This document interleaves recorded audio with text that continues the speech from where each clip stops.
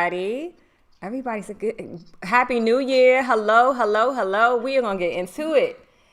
You know these ladies. I don't even need to introduce them. It's Margot, Julie. What's going on, ladies?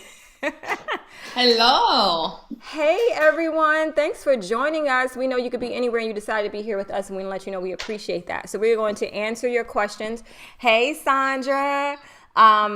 If you sent us questions on Instagram, we're going to start with the Instagram questions first, right? We'll start with the Instagram questions first. And then if people who are here live, then we'll just answer your questions. And we're committed to staying around as long as we need to. Y'all got something to do? We good? We even have wine.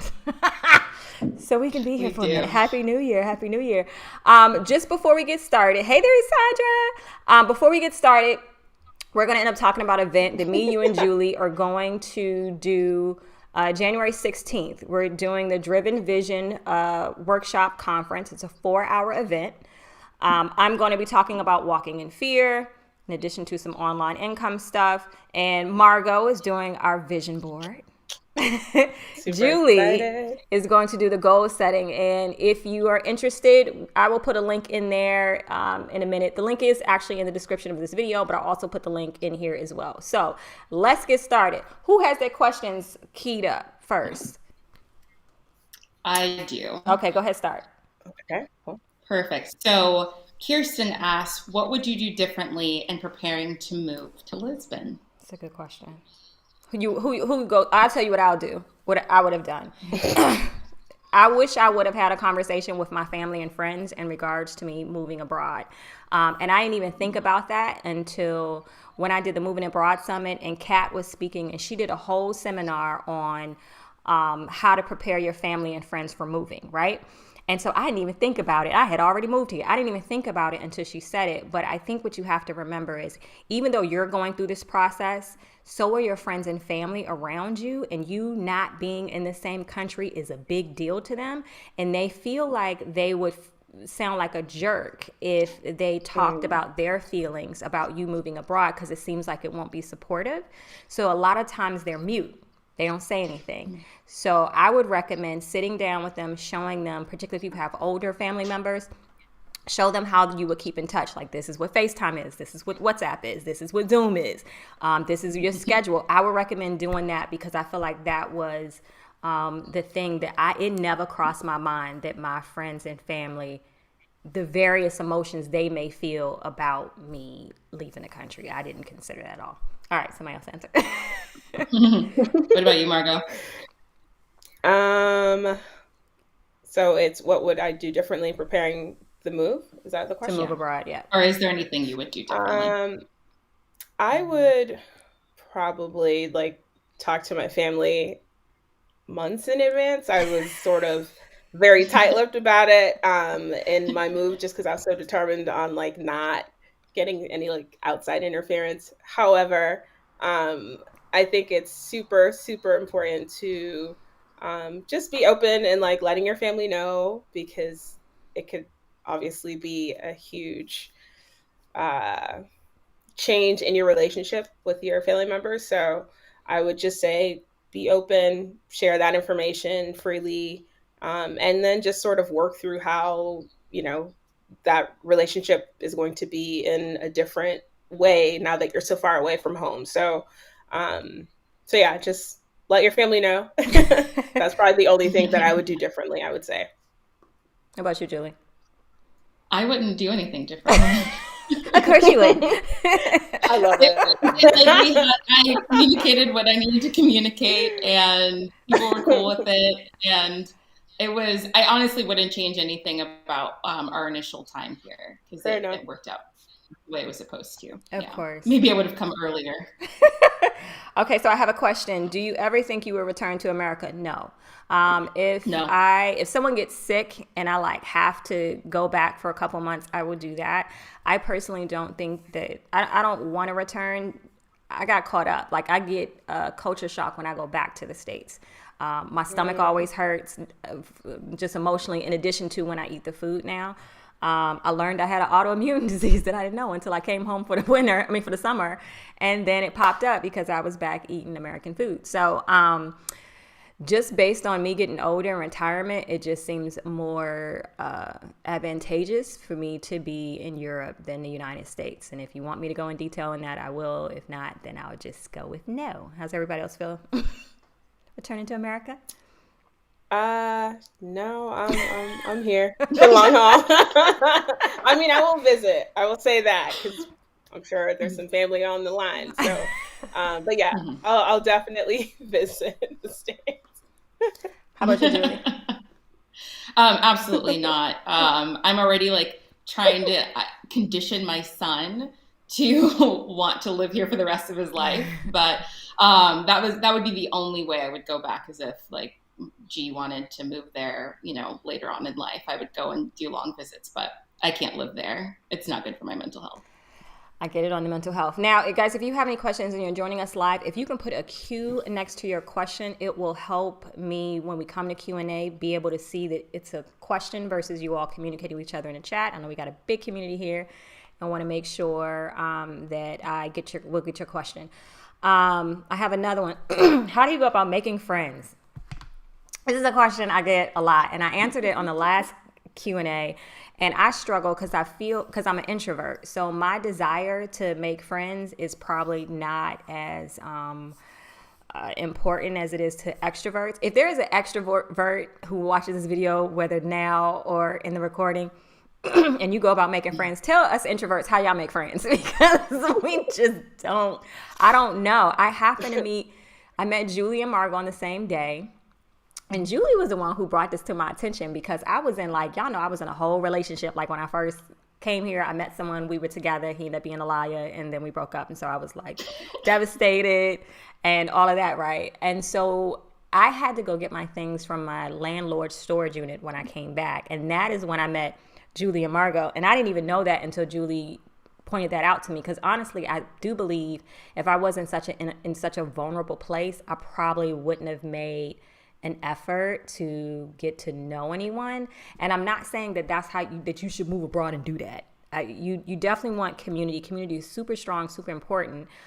Even if you are a loner, if something happens to you, if you have to have surgery, you get, something horrible can happen to you. And if you know no one, you're going to have some problems. So I know, we got some fellow introverts, Introverts Unite, who definitely don't feel the need to be part of a large community, but you do need someone. You need some couple people that you feel strongly against.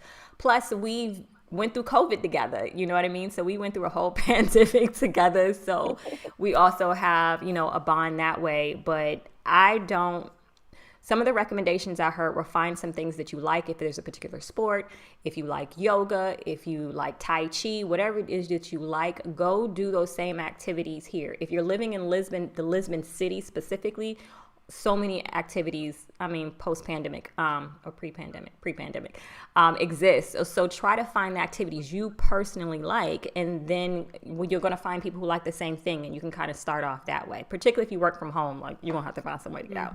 What are your thoughts on that, ladies? I would say definitely, like you said, maybe join different communities, whether it's yoga or there's one community that I was able to find other creatives. It's called Storytelling Lisboa. And you get to meet other creatives who are either into poetry or storytelling in some sort of capacity. And that was before everything shut down when I moved here. So it was a really nice introduction into the creative scene here in Lisbon. So between, that and then the Facebook groups, there's just so many avenues that you can really go and create your own community despite the whole pandemic situation. I love it. Yeah. Okay, so Julie, did you answer how you found friends? I don't make new friends. I would say as a parent, it's easier to make friends because when your kid's in extracurriculars or you're doing things with them, you naturally just bond and talk to other parents. So your kids help make friends for you. But like you guys said, doing, group activities, I've met some great people at the bouldering gym here. Even just not being afraid to go out by yourself, to go out to eat or go to a bar. People are so friendly. the wait staff there will talk to you. People that are just there as like couples or in groups will talk to you. And then I've met people that way. So Perfect. yeah. Have you settled in one particular area? That's with Miss Nathan asks. Have you settled in one particular area housing wise? We live all over Lisbon. So I live outside of Lisbon. I'm of Lisbon City. I'm still in the Lisbon district. So I live about 20 minutes outside of the city. Margot and Julie are in the city and well in various parts of neighborhoods. So when you say one particular area, I think if I understand your question correctly, I'm going to go with no. We're not all in one particular area, but we're not too far from each other. And Kathy asks, is there a convenient or easy travel to Lisbon from Cascais, Sintra, and other surrounding areas? Absolutely. And that's the end with my questions, and you guys can jump to your questions you have. But the train system and the metro system is wonderful here. The public transportation is phenomenal. You do not need a car, in my opinion. Most of the beaches, everything is, you have access with a ferry, a train, or a metro is going to get you there. And then if you want to Uber, you can. But that, yeah. I mean, if there's a particular neighborhood that you want to go to, and I'm not trying to be funny, just literally just pull up a map of Lisbon and you'll see the coastline. So from Cais de Sul all the way to Cascais, there's a train that goes all the way up through that whole coast, and there are neighborhoods all over that coast. So try to just explore. I know some people want to stick with just Lisbon or Cascais, but there's so many things in between that you can explore based on what is important to you. Okay, so that's going to be important. So Julie has some questions and Margot has some questions, and then we'll come into the Q&A. Again, if you're just now joining us, thank you. Please put a Q in front of your questions so I can get them. I ain't even start drinking yet. What is that? Okay, so I have a question from, I think it's Annabella. She says, if you had to do it all over again, would you choose Portugal? My short answer is yes, absolutely. I'm gonna go with yeah. Yeah. I mean, I don't know if she needs us to elaborate on that, but yes. Same for me, yes. I would still choose Portugal. Okay, great. Wood asked, is there anything that you would that you dislike about living in Portugal? Yes. I'm going to be politically correct for this live. You got to catch me privately for me to really go off, because I'm not going to do that publicly because I think it's rude. But the bureaucracy is a challenge. And granted, I've never attempted to be an immigrant in anybody else's country to know if this is just some immigrant bureaucracy. Like, I don't know if the U.S. is just as inconsistent. But you can have like your immigration appointments, they'll get canceled. Don't nobody tell you. Like, it could get switched to a whole nother side of the country. No one will alert you. You may get your card, you may not. Like, it is like, how is this a thing? So when you have to do important stuff and there's not a systematic way to know that if I do these things that they told me to do, then this is the result. I have not seen that to be the case in like anything. So you really have to just get over yourself and understand that you are in someone else's country, and you can't get an attitude. Keep that attitude wherever you coming from, because you ain't gonna get nowhere, you know? So you just have to kind of deal with that. I think that's the hardest thing, and getting folks to kind of think outside the box. Like, if the box is here and you need someone to think outside of it, like, good night. Like, good night. Like, it's not happening. It's not happening. And fun fact, like, I tried to order some contact lenses for the first time, and I did it online, right? So I go online, I order the contacts, and then I get an invoice that says, okay, here's the contacts. This is how much you paid. I haven't paid yet. Like, I haven't given my card or anything. Then I give my card, and then it's mute. I don't get an email letting me know it through. I ain't get nothing. I ain't hear nothing to say that it's coming or anything. And I'm like, that's the most backward thing. So you just really got to get used to, like, systems not really making much sense, and that is where I will leave it. Ladies, what do you say? Yeah, the bureaucracy is definitely hard to adjust to, and I think all of us are we're very driven people, and we're all about process improvement, and every area of our lives. That's how we moved abroad. So it's sometimes it's hard to see something and it's just like a broken process. And you're like, this could be so easily fixed. And it's not. I would say another thing, not so much that it's like horrible or I completely dislike it, but the customer service here is very different from the US. And it can be a bit of an adjustment. I'm Black, so I'm used to getting shit service most of the time, so it's not that bad. But sometimes, like, if you go to a restaurant and they bring you like the completely wrong dish, and you politely ask, like, "Oh, can you bring the right dish?" They're just like, you want the right dish. But that's not all the time. And there are places that give incredible service here. But that's just something to think about if you're used to. Yeah. Margot. I will say, like you both mentioned, just the systems, like dealing with, that whole thing has been a challenge, especially just like the whole, migrating here and waiting for stuff to like let you know when your appointment is, or like that has been probably the most like eye-opening experience, and I've had to really cultivate patience. And the fact that I don't speak the local language just sort of adds another layer of like stress. But I'd say that's like the one thing that has been like not so pleasant. I'll say that. So someone asked, what's the hardest thing about moving abroad? What's the hardest thing about moving to Portugal specifically? I think we shared that part of our likes and dislikes. The hardest thing about moving abroad, if I can reflect back to when I first moved abroad, it is you'll feel like you were horrible at everything.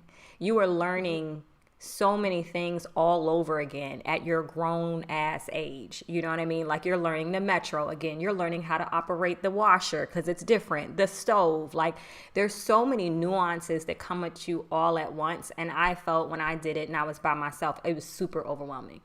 I think that was the hardest thing initially. But just like as we'll talk about at the conference you all need to sign up to, just because you're scared doesn't mean you shouldn't do it. You know what I mean? I feel like people will tell me and they're like, you're so brave. You don't have any fear. And I'm like, I am terrified every time I do a new activity. Terrified. When I hit live today, my stomach hurt. I'm worried about the sound. Is it working? You know what I mean? I am terrified every time I do something different. The only difference between me going after what I want in my life and someone who hasn't is that I'm cool with that. Like, my default is to walk in terror. My default is to walk in fear. And that is really, I think, as I meet not just Julie and Margot, but all the other women that I've met here, the common denominator is that everyone is super independent and they just do it. Like, they are just driven and they do it. And so that's the massive difference. If you were still feeling like you can't make a move, that's really why we came together to try to do this, because it's not like it's rocket science. Whether it be moving abroad or doing anything new, in this new world, you're going to have to acquire some new skills, and it's not going to feel good. It's going to suck. And you still have to do it if you want a different life. So that's to answer that question. Ladies, who wants to add to that? You covered it all. You got it? All right. What's the next question? Yeah, I got it. The next question is from Hillary. She asked, what neighborhoods are good for entertaining versus family-oriented? That's kind of subjective. I'm not exactly sure like what version of entertaining you mean. The great thing about Lisbon is that it is very small. Mm-hmm. So no matter where you are, you can get around. My son and we walk most of the time because everything is in a short walk away. And even if it's a 45-minute walk, like, it's fine. Yeah. Family oriented, I would say that, again, families live everywhere. Centrally, you're not going to see as many families, but at the further and further you get out from central Lisbon, you'll start to see more and more families. So, yeah. And you have to consider, well, I also want to say, if you're going to move outside of the city, understand you really need to know the language. Like, you really need to study the language. I mean, I'm only 20 minutes out. And I had to really get into that. So in regards to neighborhoods, I would say like Baixo Chiado is like a kind of like a party place, right? Yes. Yeah. It's like their Times Square, I would Yeah, say. so I was like, I don't know if you Everyone's would really here. want to do a family there. But again, you grown. You can live wherever you want. We are not saying one or another, but I feel like, so is there other party areas that I would say probably not Barrio Alto. Barrio Alto? Yeah. Shoot. Yeah, yeah, That's like Party Central. And like Campo de Arique there are a lot of families that live there, but Hmm. you just have to deal with the plane noise Yes. all Oh day my and all goodness. night. Yes, you do have to Um, consider the plane route, which I don't all the way know where it extends from, but I've heard people complain about it. I know there's some areas of Sardinia where you can hear the plane. So Hmm. what we would encourage is to go to a bunch of neighborhoods and go to what feels good to you, because I don't think I think we learned this based on just checking out a bunch of different neighborhoods and accidentally living in some. And so that's how we kind of figured that out. So Julie, do you have all your questions answered? Should I go on the questions um, here? no, I have one more. Okay. So Megan asked, how do you define success? Has that definition changed since the pandemic and moving abroad? Ooh, that's a good one. Shoot. How do we define success? I don't even think I thought that through. For me, I was just like, if I move and I stay here, ta-da! Like, I think that's as serious as I thought it was going to be. But I would like to get more of a balance between work and enjoying the country. So when the weather is nice, usually I don't have a problem leaving and going to play outside. But I work 12 to 16-hour days like now, but that was my life back home, and I'm apparently a workaholic and I just can't stop. So it doesn't matter where I'm located apparently. So I do want to find some balance in that, and I don't know. Anybody else? Yeah. I don't think my definition of success has changed. I think it's become more solidified since moving abroad. And I think just for me, success means doing what you want to do and being able to afford the resources that you need for your mental health, your physical health. I think no matter where I am in the world, as long as like my son's happy and healthy, I'm happy and healthy, and we have access to like basic necessities, like to me, like that's a success. I love it. Margot. For me, I would define success as just consistently challenging my fears and like stepping outside of my comfort zone. And I feel like this move has really encapsulated that for me. So I don't think it has changed since my move, but it's really just like helped me to stretch myself and really step outside of my comfort zone in a more consistent manner. So yeah, I would say that. I love it. Margot, you have I questions that people send to I you, do have right? questions. Okay. Yeah, so I have just two. Okay. The first one is really something we kind of already answered earlier.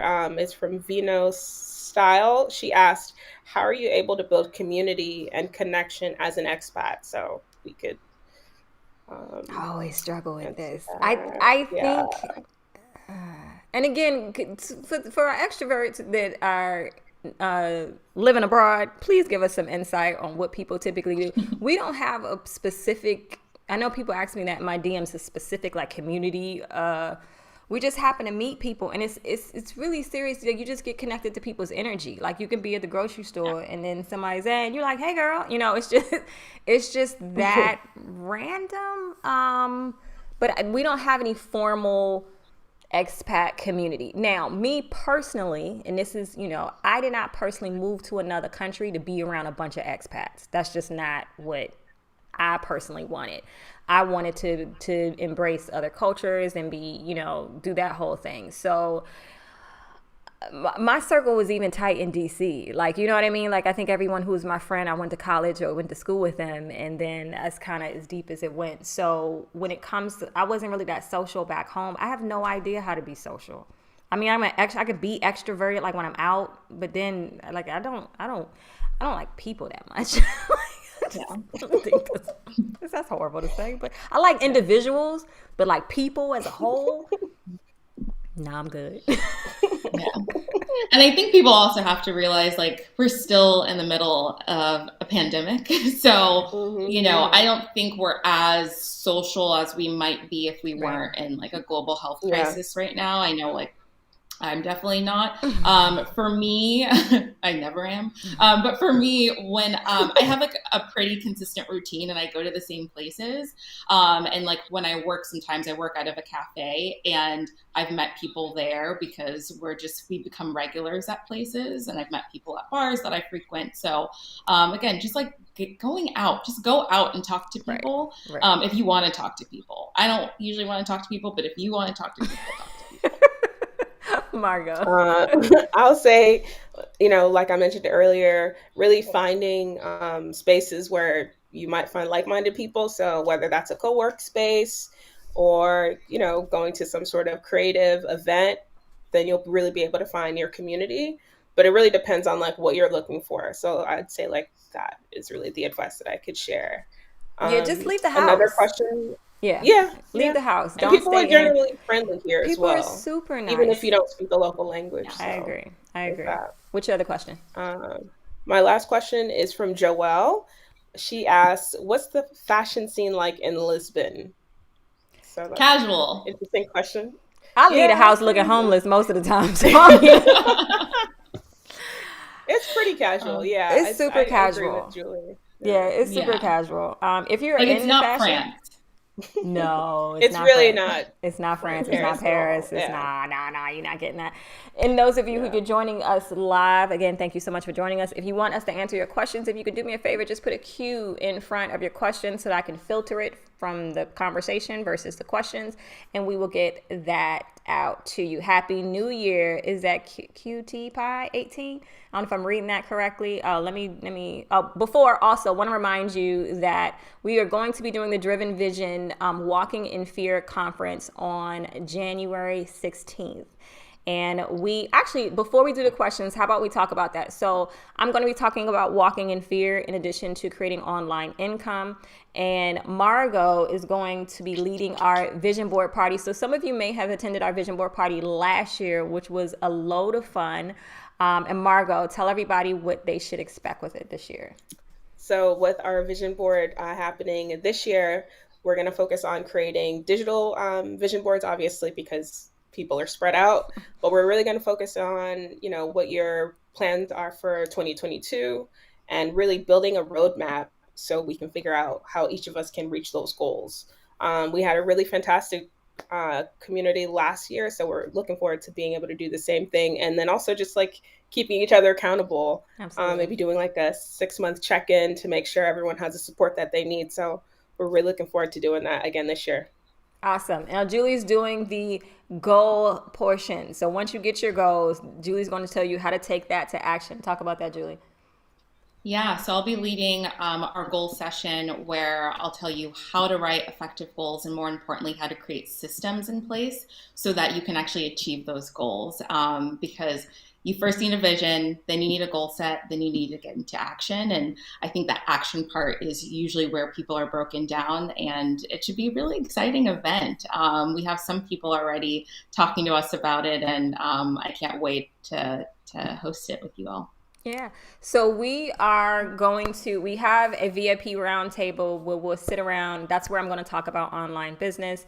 When you register, I'll send you an email because I really need to know what your questions are so that I can create the content necessary for that. That roundtable event is going to be about an hour and a half. Please bring wine, and we will have a good time. Speaking of wine, I have, just in case you care, this is one of my favorite bottles of wine in Portugal. So good. Wait, where is the? It's the best. There you go. Okay, so this is one of the wines that whenever we have a event, that's one of the whites that we bring. I have a red, it's called Cabriz, and that's my favorite red. But that wine is always on deck. It's only, €2.50, and it is amazing. So definitely get into the wine. That is one of the best parts about Portugal and the wines. All right, so we're going to do our Q&A, folks. Yeah. Okay, what is that? This is hummus. It's so good. It's a natural organic wine. Okay, registration. I put that link in there. Okay, so, all right. So we're going to the questions. Again, folks, if you were just joining us, go ahead, put your questions in the comment box and put a Q in front of that, and I will answer it. So here, Cutie Pie, we got extended stay. And, oh, you're here. Welcome, Cutie Pie. So you're here to the 9th. Really like Lisbon. Excited to hear. Oh, so happy you are here. Okay, all right, vlogging. Hey, Kathy. All right, y'all, where your questions at? Okay, what's the best to connect with Black locals? Okay, I get this question a lot. I think what we said, I don't, unless somebody else knows, I don't know if there's a specific like a formal way. If someone wants to create it, by all means, there's an opportunity for you. But I don't know if there's a specific way just to connect with just Black locals. I think what you have to remember is that, I mean, particularly if you're coming from the U.S., like the culture is different. I know, the U.S. is racist, just to say it lightly. So the necessary desire to have to only connect with people of color is a little less the thing in Europe, I would say. What are you guys feeling? Am I the only one who feels that way? So what did she ask? Where can you find the Black community? Black Sorry, locals. Well, connect with Black locals Black when I local. visit. Okay. Yeah, I would. I'm not really sure. I'd say like because they're sort of spread out all over the city, but Mm-hmm. it really depends on like what you're trying to do. Like, are you trying to support their businesses? I'm not really sure. Yeah. I know like taking the African Lisbon tour by Naki Gaglo, like he's very much connected to the Black community here. So he's been a invaluable source. So just like supporting local businesses like his, taking his tour, and he can really give you the lay of the land and like how you can support local African businesses here. I think it's kind of like the same, like even in DC, it used to be Chocolate City. It's more like chocolate chip. But if you just wanted to meet like specific, Yeah. I don't know if you just find them. There's nothing formal. Let me say that. There's nothing formal. There's not a website that I know of. So I don't know how to offer that. Sorry. I don't know if that was helpful. Do you Mm. guys want Portuguese citizenship? Absolutely. I'm not leaving this country without citizenship. We are currently, Yep. I am right. Margot just got Wait, her how do you say it? residency. See? Woo! Yes. I Finally. Thank you. So I will have excited. to renew mine this October. It'll be my third year, so I'll have to do my 3-year renewal. And Julie has her residency, so we plan on doing residency to permanent residency to citizenship. So yes, Daniel, we plan on getting a Yes. Portuguese residency. Okay, it's been over 3 weeks. Okay, question surprised you most. What do you surprise most about Portugal? That's a good one. I don't know what surprises me. What surprises you guys? Great question. Well, the fog last night surprised me. I felt like I was back in the Bay Area. And the foghorn that woke you up this morning. Um, what surprised I me? would say I cook more. I think I was surprised about that. I think you have so many fresh ingredients and unprocessed food and stuff that I'm more inclined to like take pride in cooking and the whole process and the shopping. I hated all of that. And I think now that me specifically, I have time to kind of reflect and just be in my own space. I do things that I probably would have done in the US, but I couldn't because I was so busy worried about clients and life and scheduling to eat and see friends. And it was just like this constant go, go, go. So I think that surprised me a lot about Portugal, the freedom it would have Mhm. given, the freedom it gave me coming here. I think what surprised me Um, is just how much I've fallen in love with every part of this country. Like anytime I go to a new place, I'm like, oh, I love it here. Like I think I want to move here. And I like meet incredible people in different parts of the country, and there's incredible scenery and food. So just like we live in Lisbon and we talk a lot about Lisbon, but like anytime I go outside of Lisbon, I just enjoy it so much. And there's just so much to explore here. I would agree. Margo? mm. I would say that I wasn't expecting to really like tap into like my creative side moving here. I figured, okay, this is the sort of lockdown, moving here in the middle of a pandemic. But it's been such a transformative year. Just the people that I've met, the opportunities that I've been given, and just that's been really the surprise for me because I was sort of just ready to kind of be in my little hibernation hole and do my little writing. But it's been really beautiful just being able to like launch projects that I've had on my vision board for years. So yeah. Cutie Pie, she says she's an extrovert, and as an adult making friends, you tread cautiously with introverts. First of all, I appreciate you for saying that, because I don't feel like everybody does that. And shout out to you for acknowledging that. We appreciate it. But I use all outlets to make friends, i.e. chatting it up with everyone who is open to it. So how do you find out if people are open to it? I think that shout out to you. Here's what I found to be really interesting. And if Ty is watching, I found her, I was going to Ediseta and met her, and she's super, super dope. And she was so overcautious about being creepy that, you know, she kind of, every time she said something, she was like, this isn't creepy, is it? She's like, I don't want to just enjoy, is all right. And I find that people who are so worried about being creepy are nowhere near creepy. Like, they're super, super normal. But then the people who don't give a damn about your boundaries and being creepy are mad creepy. That is what I have found. Shout out to Ty. She is awesome. She actually had her whole baby here in Portugal. She's from the States. And wow. Adorable son. And I'm going to have her on. I'll try. We're going to go live again at some point. I'm going to bring everyone who had surgery in Portugal so that you can hear their experiences and know what how that whole thing worked, because I know I would be terrified if I had to have surgery in another country. So they did it. They'll talk about the healthcare system, their experiences. We'll do that later in the month. But yeah, so shout out to Ty if you are watching. Okay, Nicole, let's get your question.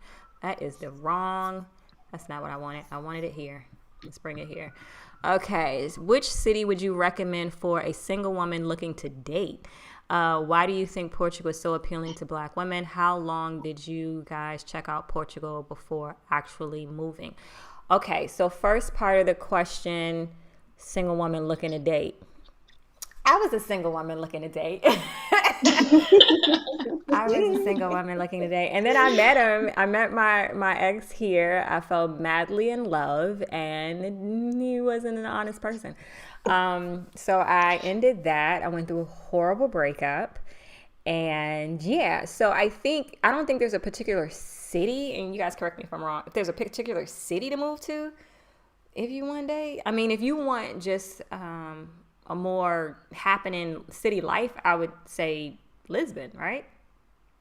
Probably, yeah. Yeah. Why do you think? I have no idea why Black women want to move to Portugal. It wasn't on my radar. When I moved almost 3 years ago, I didn't say, let me find a country Black women want to move to. Like, that wasn't even on my radar. So I can't answer that one. And how long did we check out Portugal before actually moving? All right, Nicole. So I did it on some real gangster, like I was emotional. I was turning 40 and I was like, YOLO. So I visited once and I was like, let me pack my stuff and go. Don't recommend that. That's what I did, but didn't think about it at all. Margot, Julie, what are your thoughts? I came here on vacation 2 years before moving. So that was it. Okay, Julie. I'd like vacationed in Portugal before, but when I moved, like we took the leap. We took the leap and moved. You will find that most of the women that I have met here, they are the type of people that jump not just at moving abroad, but just in life in general. This is also the hard part. This is what I want to say, the hard part about living in Portugal. And I would say it's having new friends because I think that it's hard to know how to love new people in a way that respects their boundaries. Like, so for me, for folks that I've known for 20 years, I don't think I care about your boundaries. If I ain't hear from you and I want to play or if I want to see you, I'm showing up at your door. Like, and I'm going to sit there until you kick me off. Like, that's just what, here you can't really be doing that. You know what I'm saying? You can't do that with new friendships, new relationships. So I find my struggle to know how to love people appropriately, especially when you're in this new space and you're trying to like be appropriate and respect people's boundaries. So I think that's been difficult for me. I don't even remember how I got there, y'all. Okay, so Esther, hey honey. Where Margot and Julie, where are you originally from? I was born in Miami, but grew up in Boston, so I just typically tell people that I'm from the East Coast. I'm from California, from the Bay Okay, what are Area. some cultures that a person moving to Portugal should be? Okay, this is good. You guys are asking some really good questions. I'm here for it. What are some culture shocks that a person moving to Portugal should be prepared for U.S. perspective? Ooh, it's a lot of them. All right, y'all think about those. I'm gonna tell you the ones that I'm think about immediately. The first one, again, you are gonna have to learn everything all over again, and you have to be okay with that. You're gonna have to learn how to use these stoves, how to figure out metro, how to grocery shop. You're basically saying you're going to move to a country and be illiterate. Okay, you won't know how to read, you don't know how to write, and you got to be okay with that. You got to be a certain type of person who can do that, and it is overwhelming. It was overwhelming for me, and that was a culture shock that I feel like I experienced. Also, you have to slow down. I think in the U.S. we just really have this go go go personality, and if you don't slow that down, you can find yourself being very frustrated and not living in the moment of the experience that you're having. I would say those were the major things of adjustment. What do you guys say? Yeah, I'd say that. Wake up, y'all. I I I know. I need to open the wine. Open the wine. We are doing happy hour. It is 6 o'clock here in Portugal. Okay. Today, for people that don't know, like we all like kind of went back into work mode today. We did. So it's like the end of our respective work days. I honestly there wasn't a lot because I've spent a lot of time in Europe before, but like since just like going to the grocery store, like there are some days where like if I'm not in a good mental headspace, I literally can't do something new that day. Because I'm gonna get frustrated and I'm gonna be like, I don't know how to say this in Portuguese. Like for example, right before Christmas, I stupidly went into the grocery store on Christmas Eve, and I was like, oh, I need to get something from the butcher. And mind you, I went to a store that it's a very big store, and there's like the butcher section isn't just one section. There's like 5 different sections, and you have to get a ticket, and you have to get the right ticket. And I was trying to like say what I needed, but I wasn't saying it properly. And I was just like, it's fine, I'll just get chorizo. And it was just so like just things like that. But other than that, I can't think of anything else that's come to mind that Sin didn't say. Just small things. What you got, Margo? Yeah, I agree with what you both said. I think it's just helped me to be more humble and just like not be so like insistent on like, okay, this is the way I used to do it in the States, and like obviously I'm in a new country, so just being more cognizant of like this new limitation of like not knowing the language and that I'm the outsider, and so I need to just like check my privilege often. So I'd say maybe that is like has been Okay, new. Sandra asked a really good question. Have you had any technical challenges? Example, are there a lot of Mac stores available, prices, equipment a lot higher? Yes. So understand the euro is worth more than the US dollar. That has been the case for decades, well, at least a decade. Sometimes it's not that much, sometimes it's a lot. Over the summer, it went all the way up to 123, $1.23 equal €1. That means you already lost 23% of your money just off of conversion. We're not even talking about getting the money to Portugal, getting the money to Europe, okay? So I really need people to understand that if you were deciding to move abroad and you have a U.S. job, okay, and you are living in Europe, you are going to lose some money, okay? So you need to plan accordingly financially. So to answer your question, tech is much more expensive here. Anything Mac related, you're going to pay it in euros. So just off of the fact that euros are worth more, you're going to pay more for it. I found it to be a challenge buying certain tech because, Amazon is our life in the States. You know what I'm saying? You can get everything on Amazon. And we do have Amazon Spain here, but of course the inventory is not the same or doesn't exist. So I had to get another juicer, and my juicer back home cost me about $400 USD. Here it cost me $600. You know what I mean? So you're going to have to get different appliances because the voltage is different. So those are the things you're going to have to pay for. If you leave, get all your electronics, your phones, your Apple devices, all of that before you leave. Do not buy it here. It's going to be substantially more expensive. So that's my thoughts. Anybody else? Yeah. One of our friends actually went back to the States Yeah. because she needed to get new electronics for all of her family, like new phones and like I think a computer or something. And it was cheaper to go back to the States and get it than just to buy it here. She also had other things to do in the States, so it worked out. But I have had technical issues. My phone is like on its last leg. So I will be going back to the States to go get a new phone very soon. Okay, so is the transportation affordable bus train? Absolutely. There is this card that I don't have right here, but it's this card in which if you live in Lisbon and I think 100 kilometers outside of it, you pay $40 for the month. So that includes the bus, the train, the metro, everything. And I feel like it pays for itself for me, like especially during the summer, it pays for itself in the first week. In the winter, I don't really go nowhere. So I probably should stop getting it every month, but I still get it because I'm like, well, what if I go somewhere? Like, so it's super, super affordable. And if you just stay in Lisbon, it's only $30. Now, you do need a NIF in order to get it. And from what I hear, if you are foreign, you have to do a different type of application or you have to drop your application off somewhere else. Josie helped me with mine, so I don't all the way know. But yes, transportation, super, super, super affordable. It's at €40 a month, unlimited, train, bus, ferry, everything. So yes. Anybody want to add to that? No, you covered it. Okay. Y'all so quiet.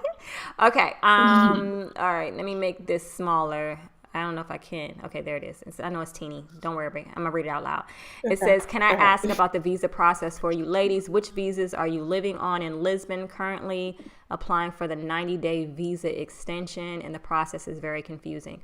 So I'll ask the ladies. I don't know anything about the 90-day visa extension. I did the D7 visa. If you go to my channel, I literally have a playlist that talks about my process for applying for the visa that I took. I feel like Julie, if you go to Julie's page, you did your process for the visa as well, right? So yeah. We show, Julie came from the West Coast. I came from the East Coast, specifically Washington, D.C. This was all right before the pandemic, so things may have changed. I don't know about the 90-day extension, so I applied for the temporary residency that lasts 2 years, and then I renew on my third year. I went to the embassy office 9 times. When I had to get mine. It was right in the pandemic. I was already living here. I moved here on a tourist visa. I had my stuff already here. And then Portugal was like, you can't come back in this country. So I stopped the embassy like, look, I need to get back home. Like, what is good? So it is confusing, but it's also immigration. So immigration, if you know anyone who's an immigrant, just brace yourself. It's just something that it is. Okay, guys, if you're coming in now and you have any questions, feel free to put a Q in front of your question and we'll bring it up on. Let's see. Okay, let me make this bigger. Are there any meetup groups like in DC? I didn't know there were meetup groups in DC. Interesting. I use the app a lot. Well, then, honey, go to the app and see if you see any meetup groups in Portugal. Just change your location to Portugal. And girl, you know better than we do. You got a whole app. So I'm not sure on that one, love. Let's see. Okay, have you getting it wrong? Okay, all right. And U.S. customers is always right. Is it safe to assume that's not the case? Huh.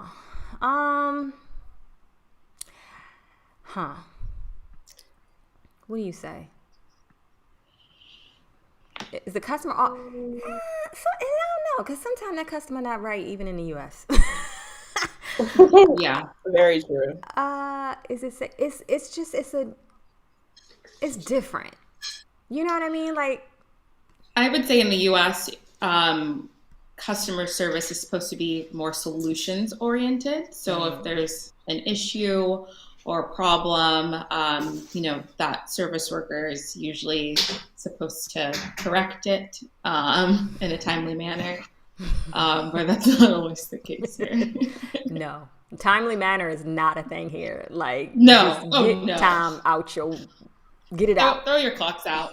Doesn't exist.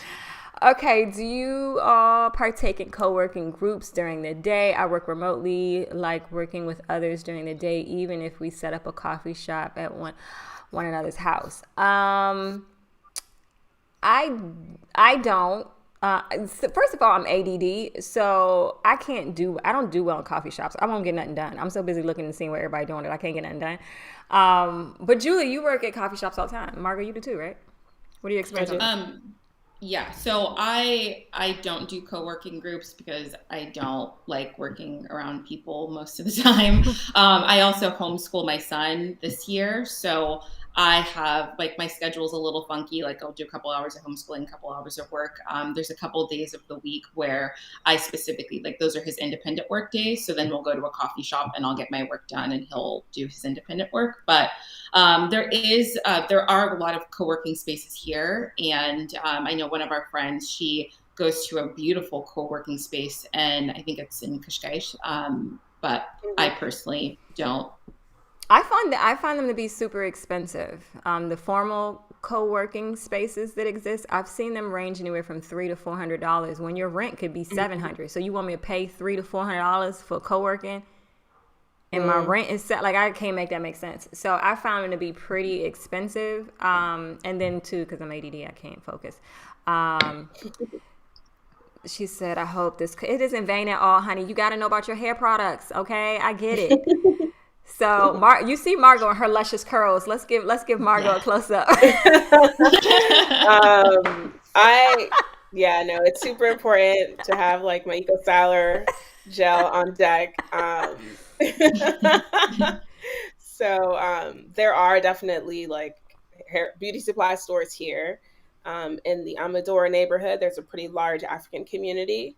There is this, like, mall, it's called Babylonia, and that's really where you're gonna go get, like, your weaves, like, all of the things, edge control, everything. It is awesome. And then there are some smaller like beauty supply stores in city center Lisbon, and then some of the train stations will have also, like, a express beauty supply store in the train stations, which I think is brilliant. So there's definitely plenty of stuff available for. I just went to one yesterday.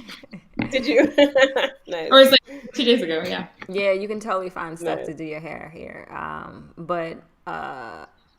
Yeah. Okay, anyway, sorry.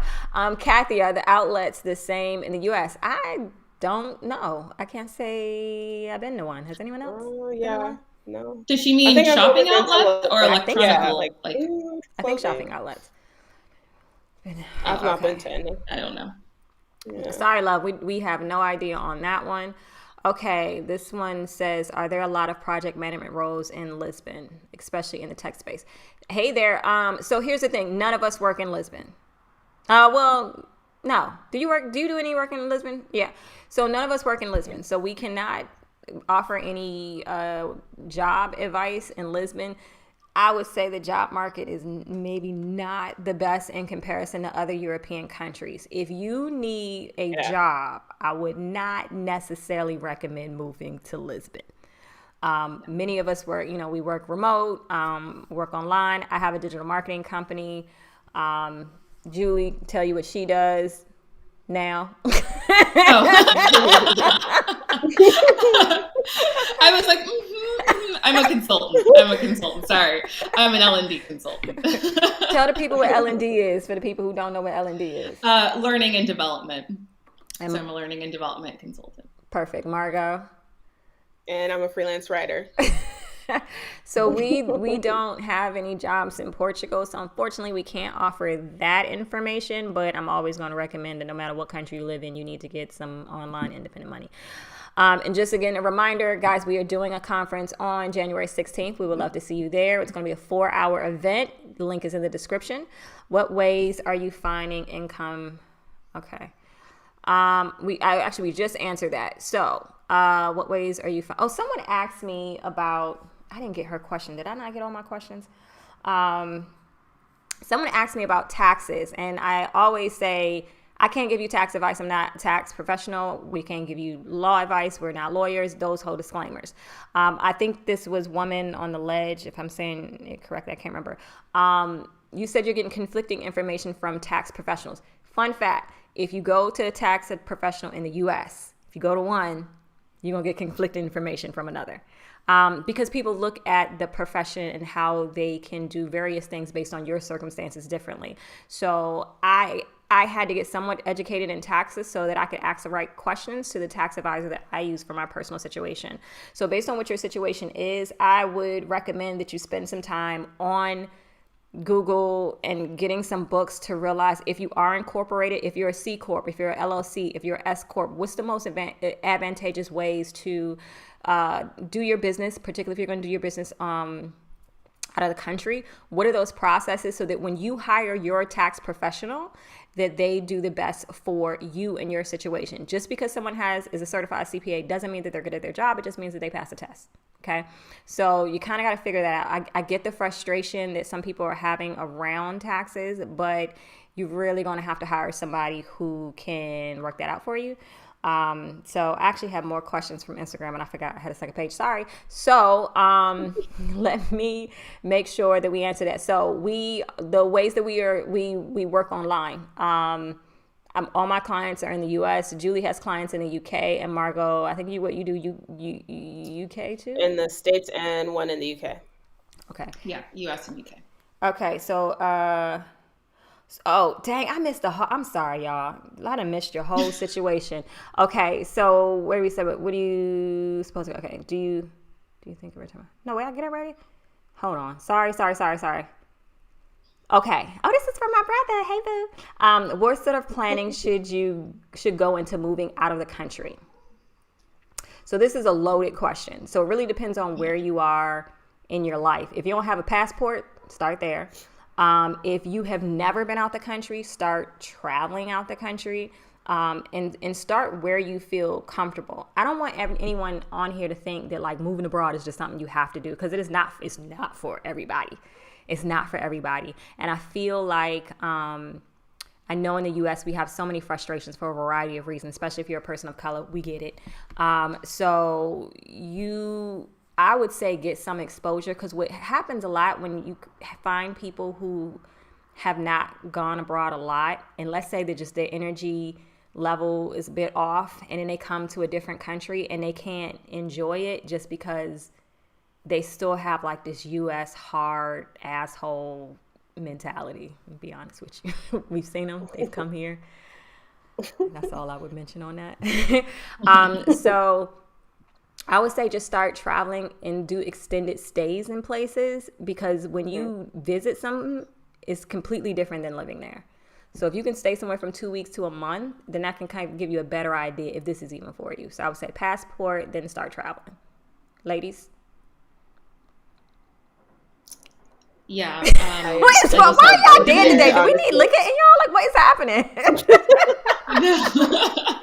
What is going on? I mean, really, it honestly just depends on, like you said, where you are in your life, like, and what you have to get rid of, and like, tying up your job, and like getting out of a relationship if you need to, and all of those things. But okay, yeah. All right. Get a passport first. Yeah, like for those of you who don't have a passport, just get some stamps in it. And try to go to places that make you feel comfortable first, because there's a bit of a shock if you haven't traveled out of the country before. Okay, let's see. Simon, when is the next opportunity to Portuguese? Probably next year. We're not doing it probably, so maybe next October. If we have enough people. If we don't have enough people, we probably won't do it. But thank you for asking. What finally made you pull the plug? Again, I did it out of emotion. I was turning 40. Somebody else died. And I was like, I can't. I don't know if I got 1 month, 1 year, 2 decades to live. So I just wanted to say that when it was all said and done, I lived the life I wanted to. And at the time when I was living in DC, I couldn't say that. Like, all I knew was work and trying to squeeze in to see people I cared about. I didn't see a lot of pretty things. I committed a lot of years and time into living a life that I couldn't look back and say I enjoyed. And so I was like, YOLO. And that's why I did it. So what made you finally pull the trigger, Margot? I'd always wanted to live in Europe. And I'd been talking about it, thinking about it for 2 years. And then I think just with sitting in, quarantine in Boston, I was like, I don't want to do this anymore. And just gave it a shot. And so that's how that happened. Julie. Yeah, I had been planning a move for quite a while, and I was actually in Portugal the week like the pandemic officially hit and everyone went into lockdown. So then I thought like, oh, I'm going to push it back maybe a year or two because I could only move during the summer when my son was out of school and all of those things. And then like summer 2020 happened and my mental health went to shit. And literally I woke up one day and I called my mom and I'm like, so I'm going to Portugal in a month. And I didn't have like tickets booked. I didn't have anything planned. And I just knew I needed to go. And within a month we were gone. I think, again, shameless plug, we're doing an event, Walking in the Fear, January 16th. Link is in the description. Here's the thing. Whether it's me, Julie, Margot, Shar, shout out to Shar if she's watching. I know, Shar.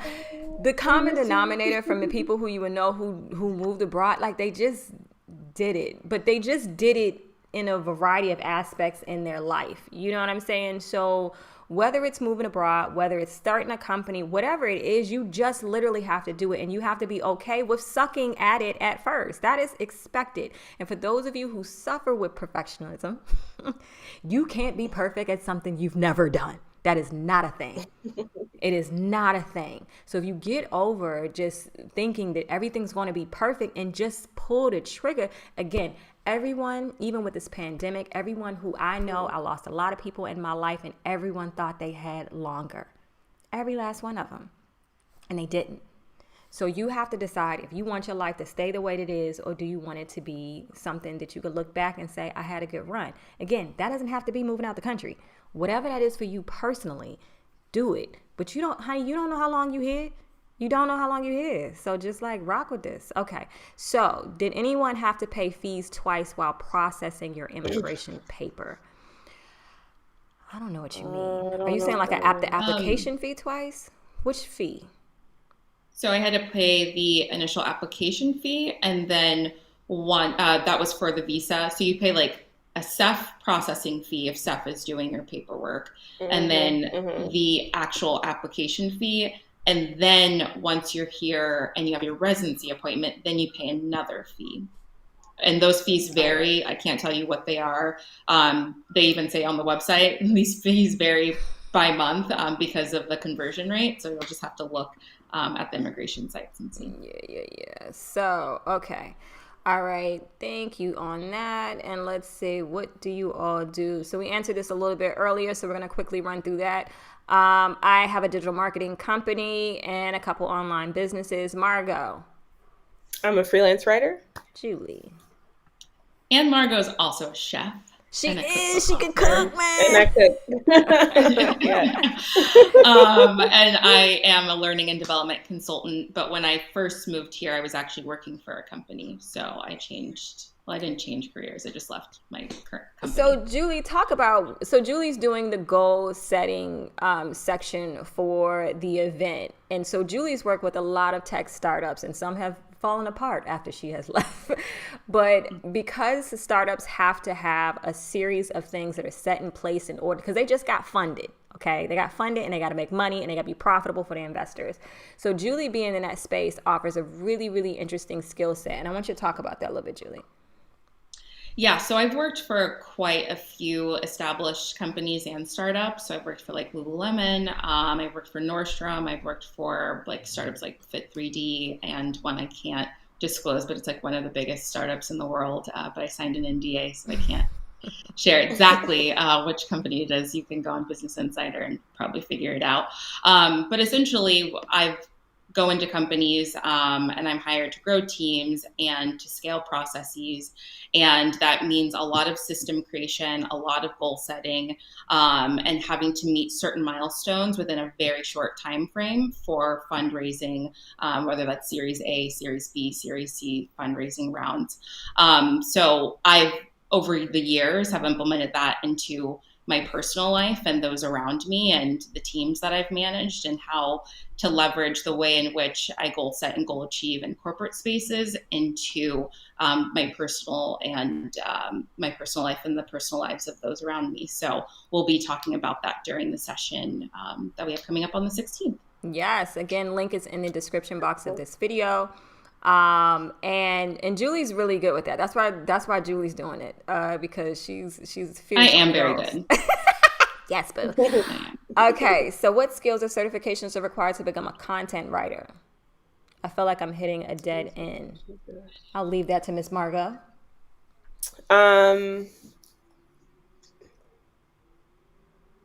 Yeah, that's a really good question. I would definitely say, try to find institutes online.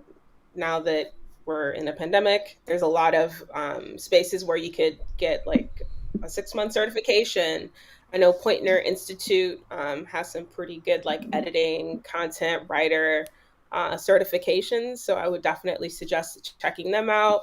If there are any like writers groups in your city or state, join those associations.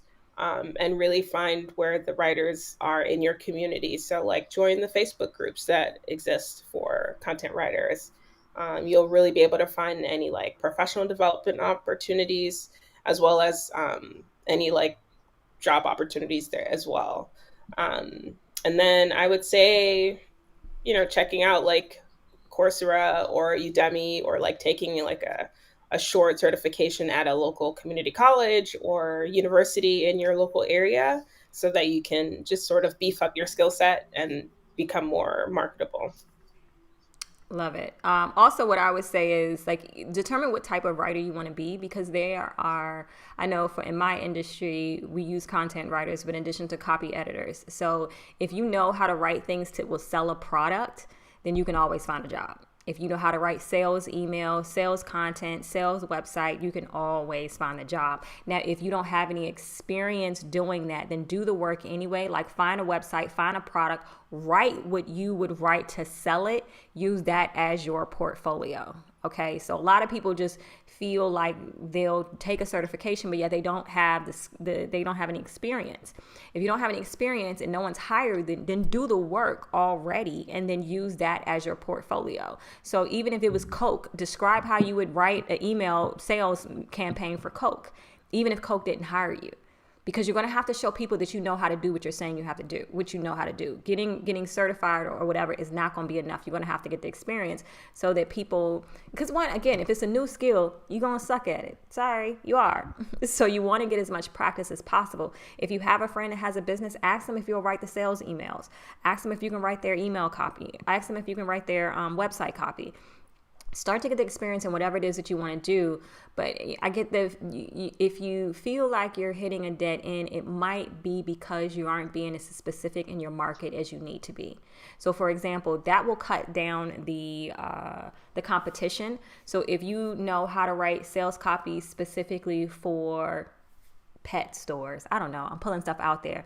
The more specific you get, the more money you can charge, because the expectation is that industry is always going to look for you because you specialize in that thing. Okay, so get your audience, and I think that'll be a bit helpful.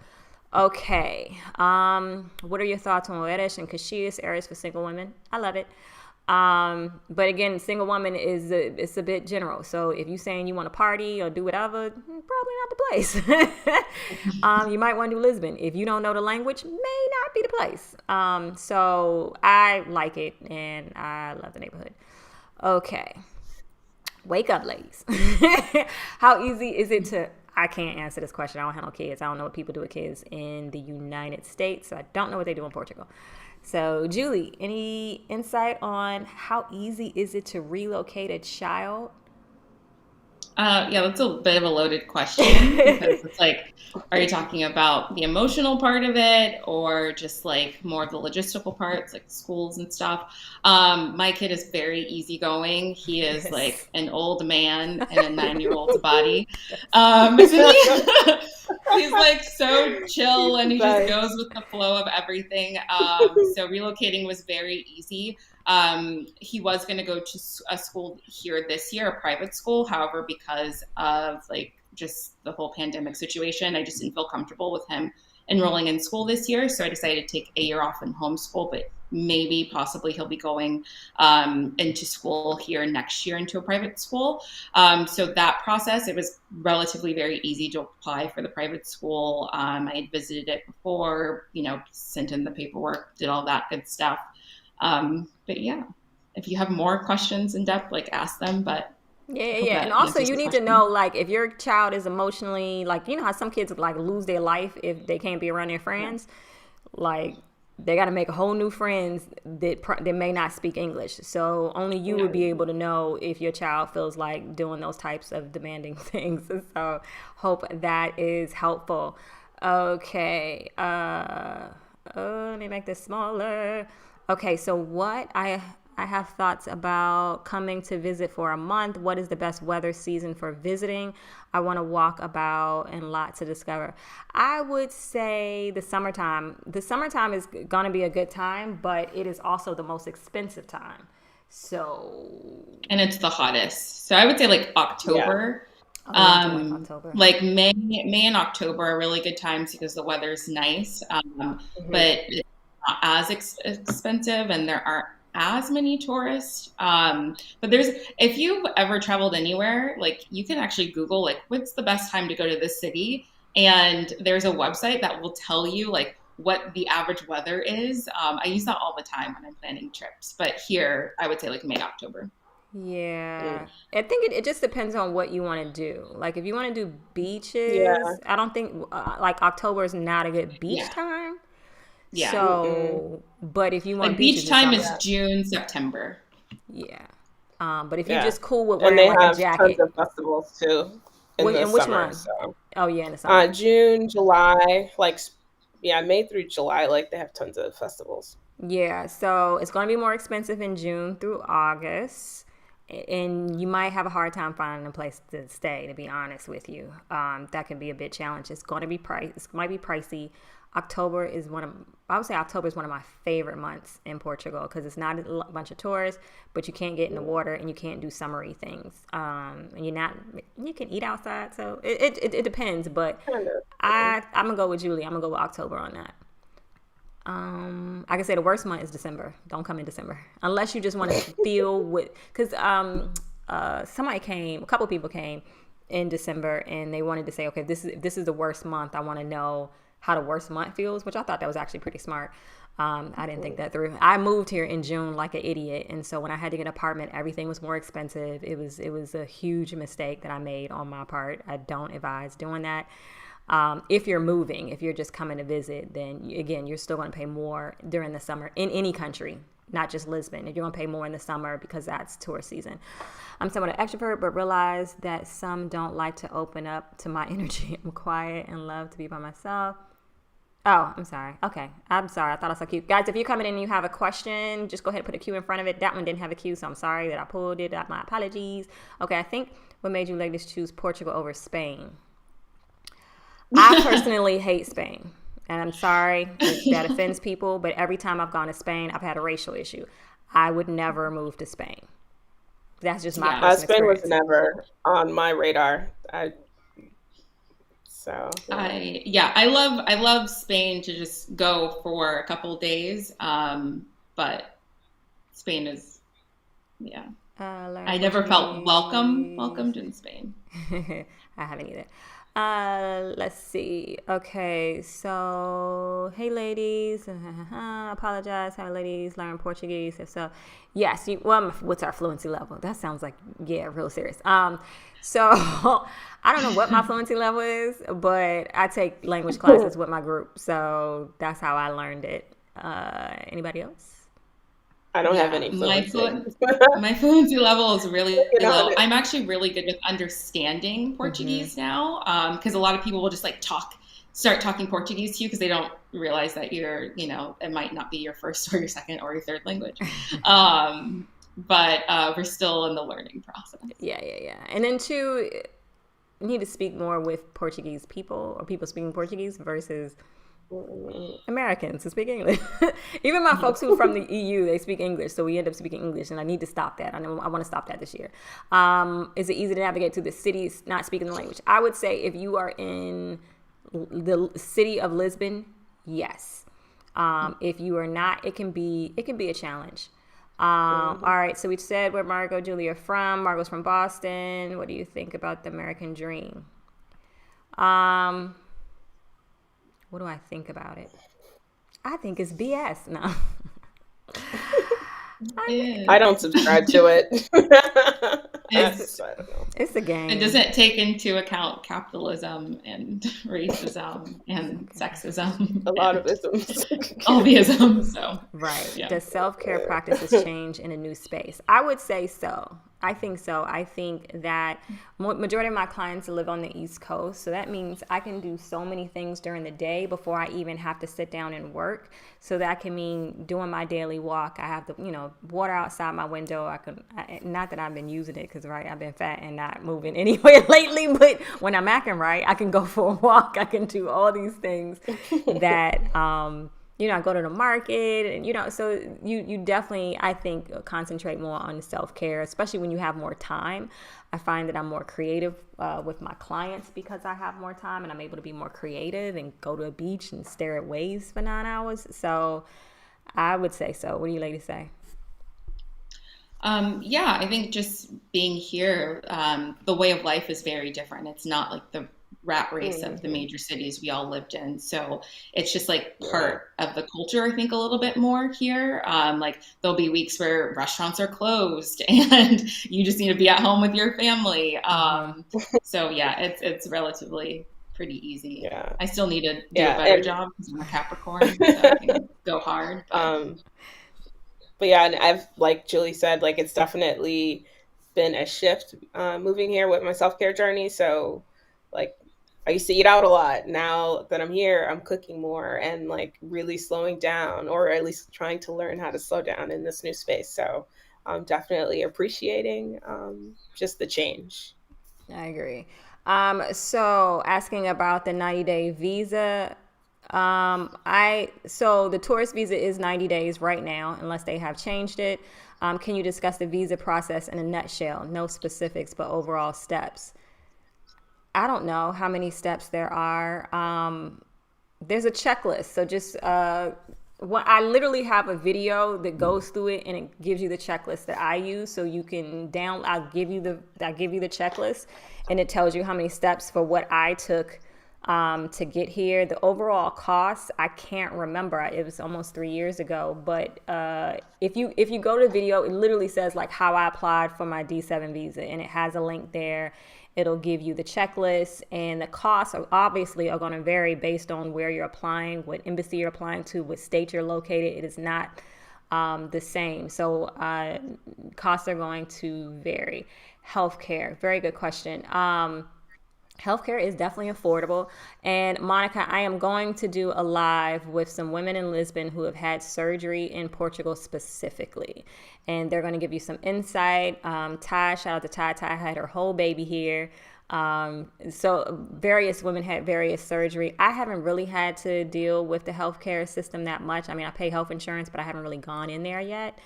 So I think these ladies will be able to give you some really great insight. I will try my best to plan that for this month, but no promises. But yeah, I will definitely have that content coming up for you. Do you find that you have slimmed down and lost weight moving to Portugal? Not when Margot keep damn cooking. Yeah, nah. My weight doesn't fluctuate or change, so no.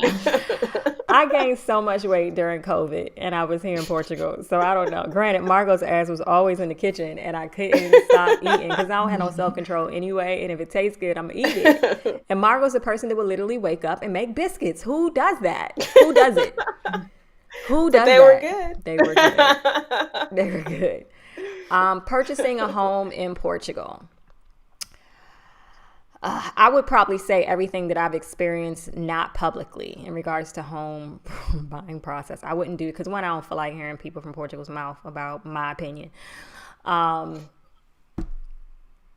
Here's what you have to understand. In my opinion, a lot of the real estate is overpriced, particularly in the Lisbon district. Based on what the average income is in this country, the real estate prices don't make any sense. I'm just going to be perfectly honest with you. And then you have to consider not only that, if you have U.S. money, that U.S. money is going to lose value because you're converting into euros. Okay, so you have that, and based on the prices that they are asking, the average person couldn't buy your home if you ever wanted to get rid of it. And to me, it don't make logical sense. Not the way the stuff that I've been seeing just does not make logical sense. And I'm gonna have to leave it at there. I will speak that more privately, but I'm not going to do it publicly. Mm-hmm. But I say that the housing market is completely and utterly overpriced. What is a realistic budget cost of living in Lisbon? For a single person, if you get the right, because I feel like majority of your cost is going to be your apartment. So if you can find an apartment that's reasonable, I would say everything after that, maybe 400 or 500 euros.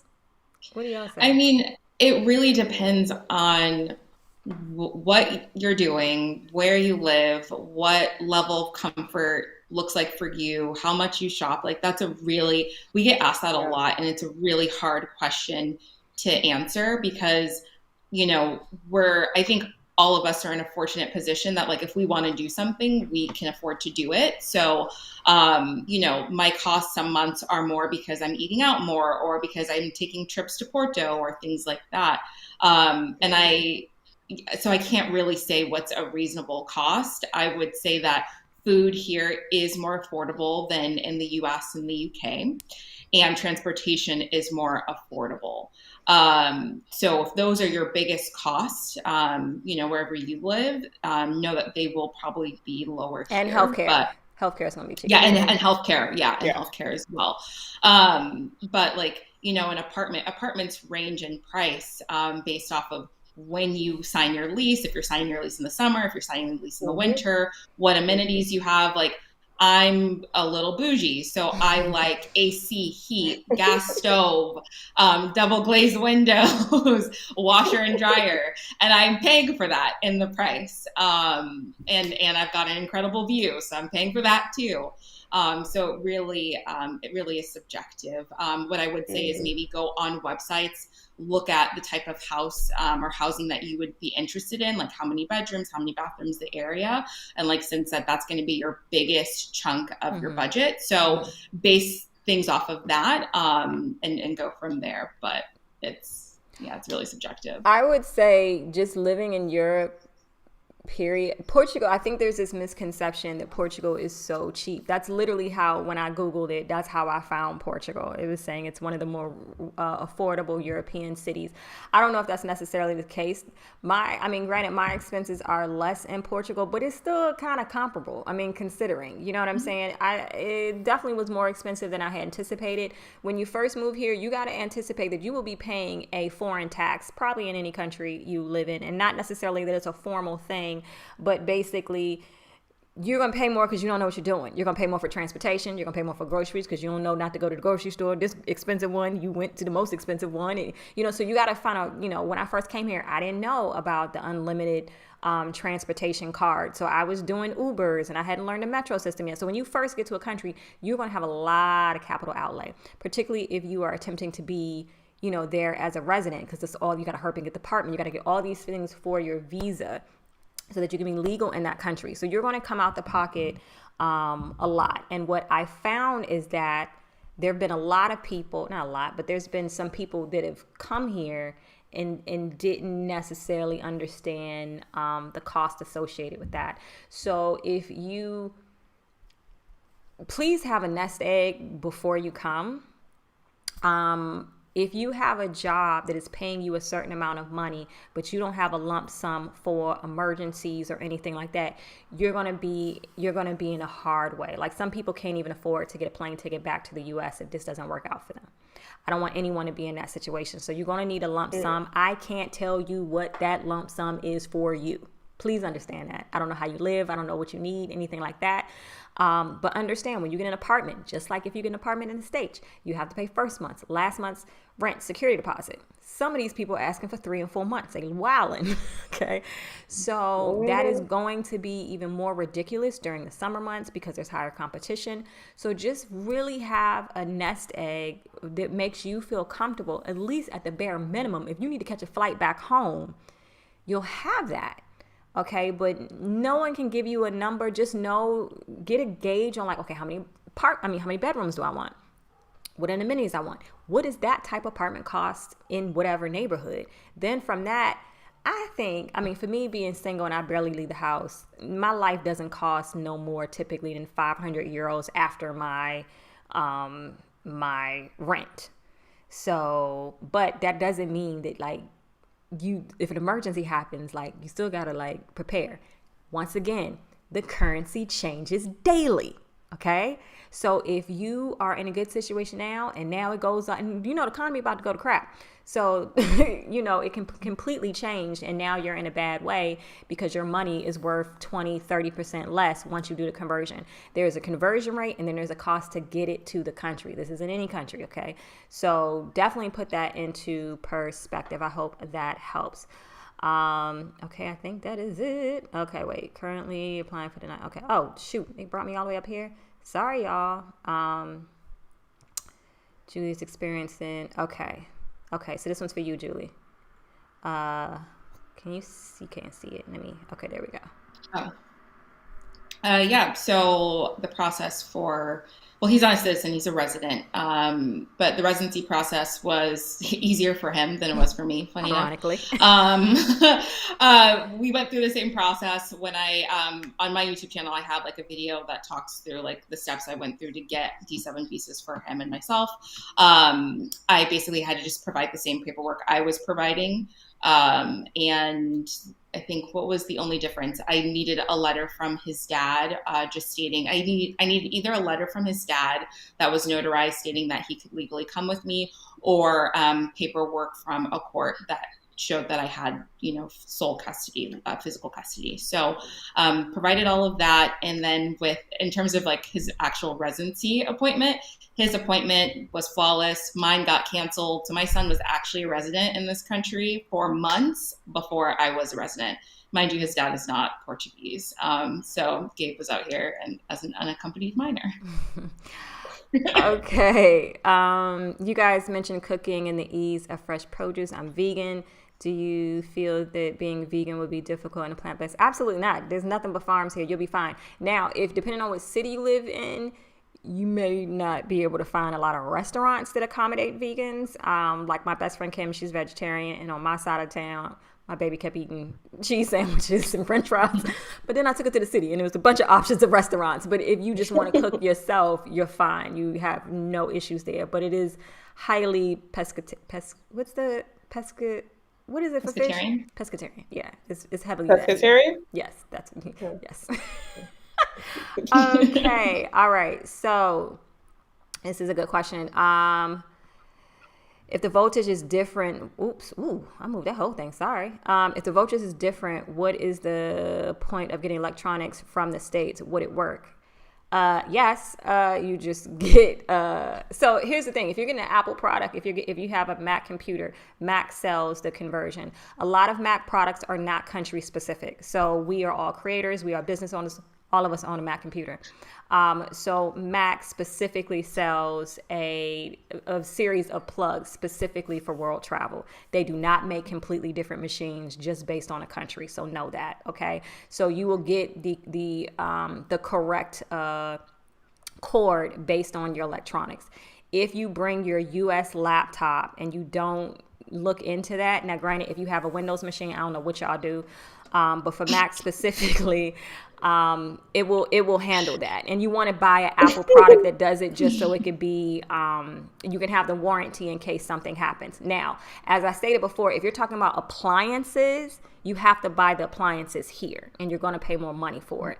But what I'm talking about are some of the electronics like your phone, your Apple devices, and that type of thing. You can buy those out of the state, purchase the conversion in Apple, and that's how you would do that. So I hope that's a little clear. I get that probably was a little confusing, so sorry for that. Race between U.S. and Portugal. Listen, Kevin, let me tell you something. Whew. All right. Listen, so again, I always get this from my folks, and I have to go soon because I have a meeting at 7. I know we won't be here on this long. So, Kevin, here's the thing. If you are a person of color and you live in the United States of America, you suffer from PTSD even if you don't know it. It is a lot. It's a lot for you to live in a country and people to tell you that that people aren't getting murdered simply because of the color of their skin. When you know it's true, you run companies, you are intelligent, you went to college, you see with your own eyes what is happening, and people are trying to tell you that it's not a race thing. So for our community that don't live in America, they always wonder why we always talk about race. Because look, in America, that's just, listen. Yeah. So anyone want to speak of their experience race between the U.S. and Portugal? It's such a loaded question. I mean, I'm happy with my life here. I'll say that. Yes, ditto. There's a reason why we're not coming back. We'll just leave it at that. Okay, so can you update the description for your live with the YouTube channels? Yeah, I'll remember to do that. If I remember, I will do that. Yes, all of music. I don't know if you are. I don't know what. I don't know if you're a single. Scared. I know that, but how easy is it? Okay, I'm sorry, I read that wrong, y'all. How easy are you to date being approached by men? I didn't even get approached by men in the States, to be honest. But let's see what the ladies say. What's the question? Single. Oh, they know your whole business.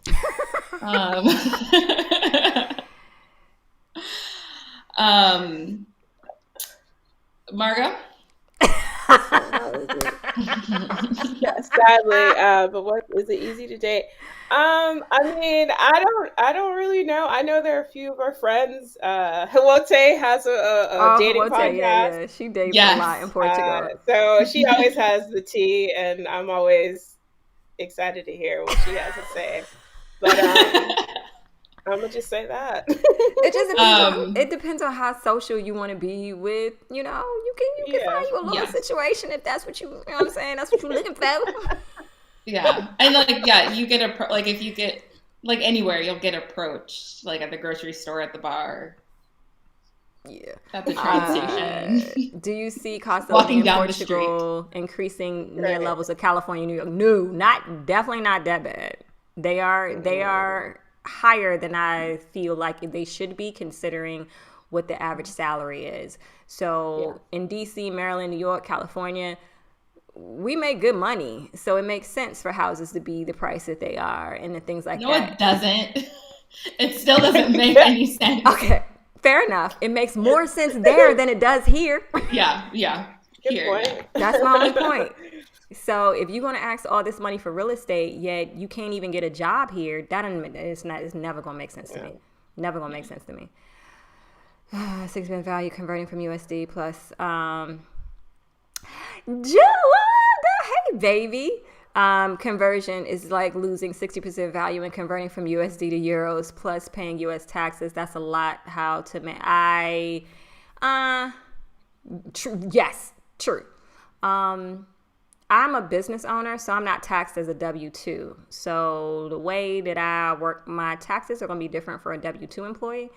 If you freelance and you freelance as a sole proprietor, you already putting yourself in a bad tax situation. So you're not losing 60% though, Jolanda. You being a little dramatic now. It ain't that much, but it is. You are losing it. I can't even lie to you. Okay, so someone wants to ask about dual citizenship for your son. Mine was born here. Well, then,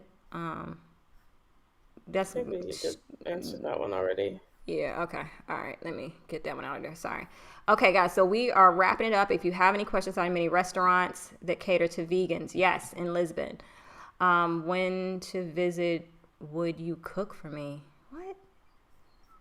No. People don't know you. I don't cook for strangers. It's weird. It's a weird question. For the three of you, have you been friends, family from the U.S. visit? Yes, they have visited. My best friend has visited, had a great time. Did they? So look, when my best friend was packing up, she was just like, "So should I leave clothes here?" And I was like, "Go ahead, boo. Whatever you want to do. If you want to leave some clothes here." And it feels good when your family comes here and you get to show them the place that you love and you are you're here with it. All right, folks. Accent Lisbon. Okay, have you hosted any get-togethers for U.S. expats? I don't host nothing. Now Margot does cook. She does pop up stuff every now and then. Black women. I'm not American, but live in the U.S. But lived in the U.S. for many years. Margot does pop-ups. I think that's the closest thing to doing some stuff. Margot, how do people follow Margot? For those of you who are just coming in, let me give you everybody's Instagram again. Just follow Margot, and she puts out all the information. And again, I almost forgot about the event. We are doing an event January 16th. It's Driven Vision Walking into Fear. For those of you, if you just want to move abroad, but if you just want to do something different, if you want to make online income, if you want to have goals and setting, it is a new year. Let's go ahead and start this off the right way. I am in the winter. Okay, so I think we are, and no more questions. I think we're good. Housing situation for you ladies. Have you purchased a house or thought about it?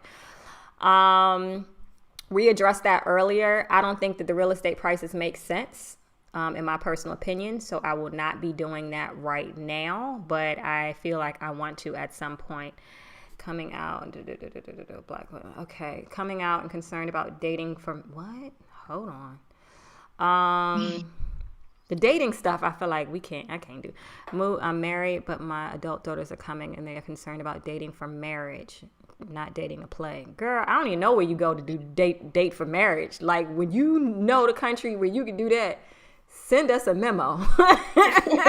No, don't. I think if you, what's the nicest way to put this? I have to be on my best behavior, someone said. I think if you're in your early 20s, you shouldn't even be thinking about marriage. Like you still have so much to learn about yourself and the world. I will say like dating here is like dating anywhere else in the world. Like you're going to find really great people. You're going to find really shit people. And I'll just leave it Fair at that. enough. Okay. So we've got a couple more. We're about to wrap this up, guys, because I have a meeting in 20 minutes. How easy is it to travel to other European countries? Very easy. The plane tickets are super, super cheap. What is this one? Don't like the U.S. What they make it? Okay. Any example of expats who made the move, didn't like it, and returned to the U.S.? You got to ask them, hon. We still live here, so I don't know. You gotta find those people. We love it here, so I'm not sure, love. How easy is it to travel to EU? Very easy. Cost to Italy, example.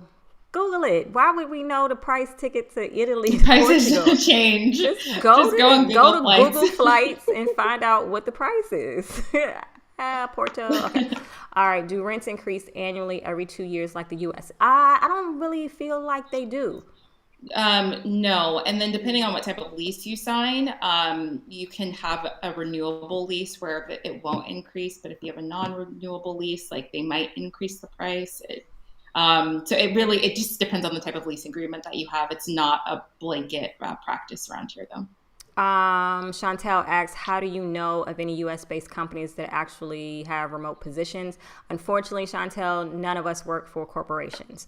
But what I would recommend, check out Indeed.com, put in remote in the search bar, and see what businesses offer remote positions. Now, just because they offer a remote position doesn't necessarily mean that they will let you move out of the country. So you have to find out what kind of security that is involved. Do you need if you're allowed to live out the country? Because remote and allowed to have an IP address out the country are not the same thing. If you are dealing with any company that does anything with finance or insurance, they're not having it. So go to Indeed.com and check out there. All right, what is Or your LinkedIn?